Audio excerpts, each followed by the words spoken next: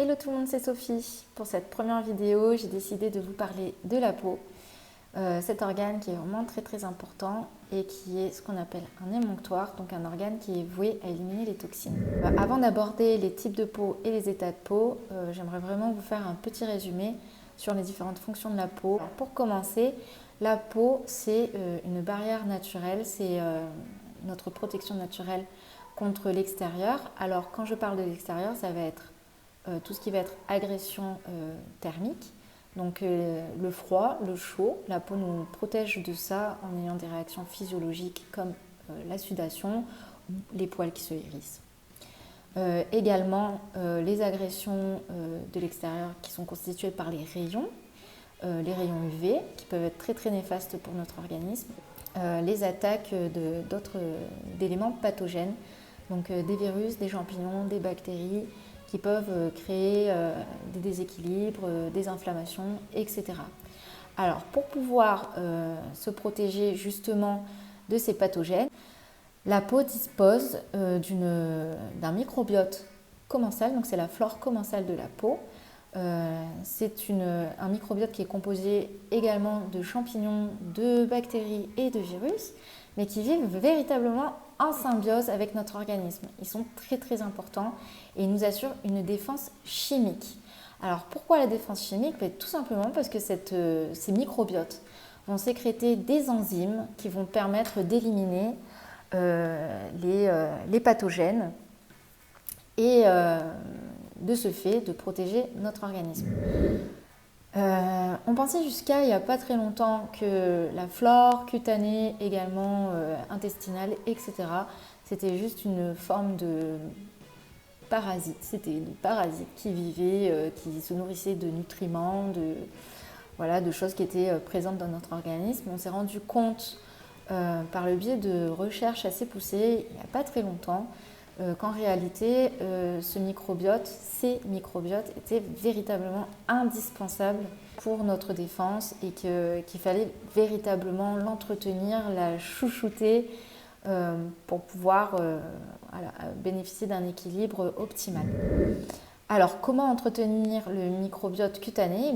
Tout simplement en n'utilisant pas de produits qui vont altérer votre film hydrolipidique.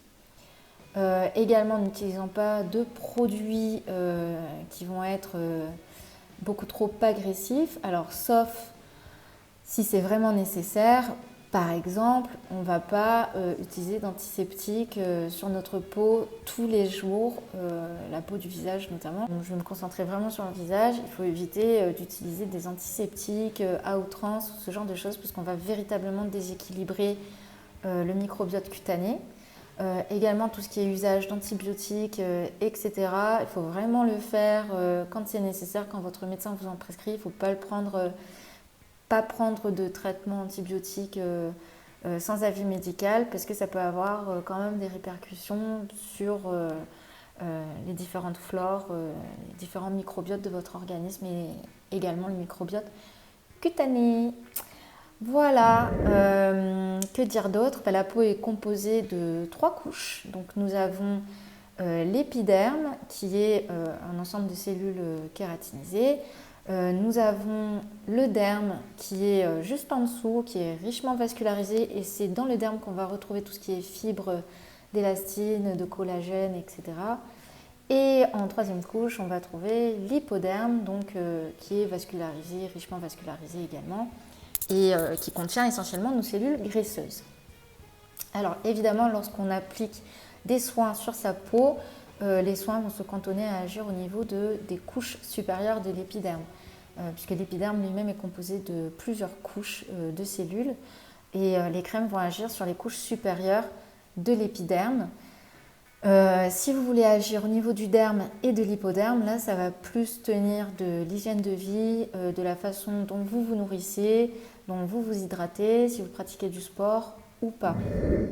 Bon, du coup, comme il fait super froid en ce moment, j'allais me mettre un pull pour terminer ma petite vidéo. Voilà, donc je vous ai parlé de la peau et petite précision avant de terminer. Je trouvais ça vraiment important parce que sur de nombreux produits de beauté, vous avez la mention non comédogène, etc. Et c'est vrai que c'est important de ne pas appliquer de produits siliconés, comédogènes, etc. au niveau de la peau. Tout simplement parce qu'en faisant ça, on empêche les toxines d'être évacuées correctement.